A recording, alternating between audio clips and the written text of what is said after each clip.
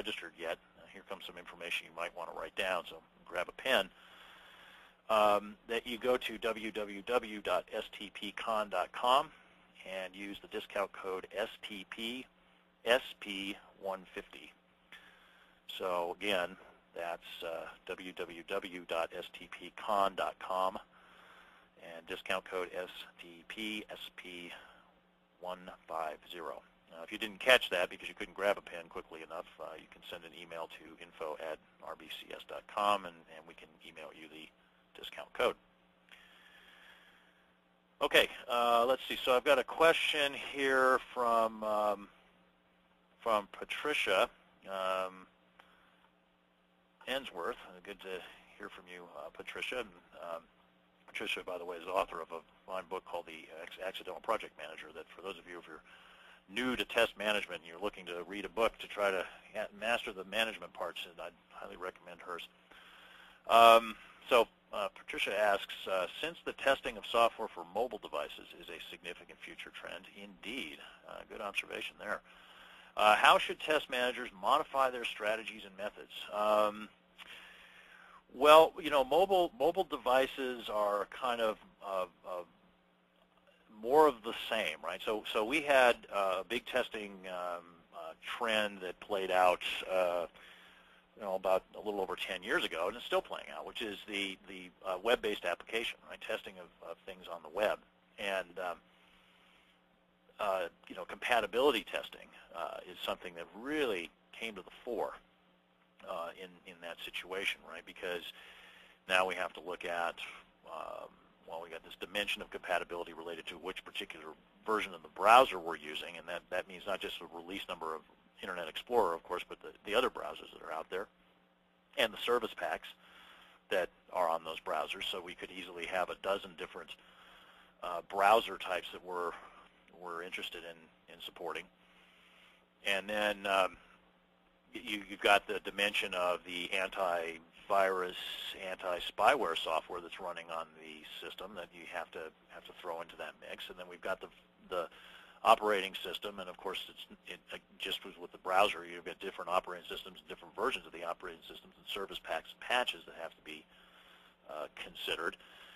And cohabitating applications, you get applications now, web-based applications that allow you to fire off another application that's actually running on your PC, like Flash, for example. So now you got what version of Flash do you have, or what version of Windows Media Player do you have, and on and on and on, right? So compatibility obviously is similar issues with mobile devices, right? There are going to be compatibility issues that we have to try to deal with. And so one of the techniques that really came into prominence, and I do not think this was by accident, in conjunction with this trend towards the need to do more compatibility testing, is orthogonal arrays and all pairs testing of various kinds, where we say, well, we're not going to be able to test every possible combination, because even though we only have a dozen or so of variables for each dimension of the compatibility problem, when you multiply that out, it quickly explodes on us combinatorially. So there are a lot of nice freeware tools out there now that can help you generate orthogonal arrays, or a variant on that, which is called a classification tree. I just looked at a real interesting tool from National Institute of Standard and Technology, amazingly enough, and I think you can find this out on their website on NIST.gov. That is a freeware tool, and it supports creating pairwise combinations for compatibility testing. And I think that's, if you're in this mobile device world, I'd recommend taking a look at that. And another dimension, of course, for mobile devices, you've now got the speed of the connection, the reliability of the connection, and so forth, that has to be taken into account, not just from a compatibility point of view, but also from a performance point of view and a functionality point of view. So, I'd say certainly more more deep thinking about testing of combinations is something that's going to be, as much as it was for web-based stuff, even more so for the mobile devices. And I think, risk-based testing as a strategy in general is something that becomes more important because there are the number of potential tests, even though that problem is huge with any application, the number of potential tests just becomes enormous. And these mobile devices, and you just have to think about, okay, I've got to identify what the key risks are, and I've got to be realistic about likelihood and impact so that I can address the important risks in a way that is sufficient, without going down some sort of rabbit path where I don't do a lot of other testing because I've gotten stuck testing one particular area.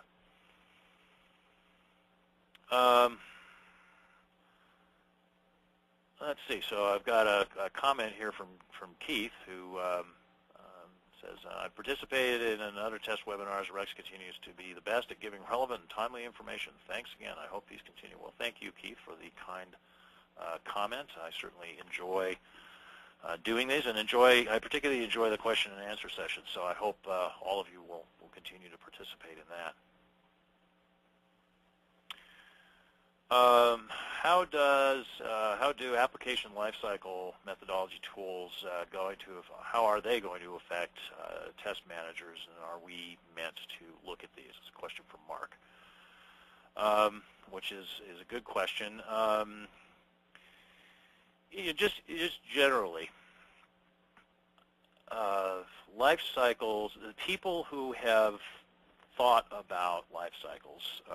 Let me start out by saying, well, God bless them, because we need to organize our work, right? And life cycle methodology is basically a set of principles to use and a general strategy for how to organize your work. And in the absence of life cycles and methodologies around the life cycles, life would just be chaos, right? And certainly, all of us as experienced test managers know what it's like to be a tester in a world where there's no life cycle whatsoever, and it's just you're inside that swirling tornado of chaos, and that's just no fun. So, and to the extent that there are tools that can help support life cycles, and that of course can help. Now, the general problem with life cycles, I think, is that there have not been a whole lot of them that from the outset have done a proper job of addressing the testing and quality problem. Some of them have done a better job than others, right? So I give a lot of credit to some of the people in the Agile world for their spending some serious time thinking about managing regression risk through automated unit testing and providing tools like JUnit that can help us do that.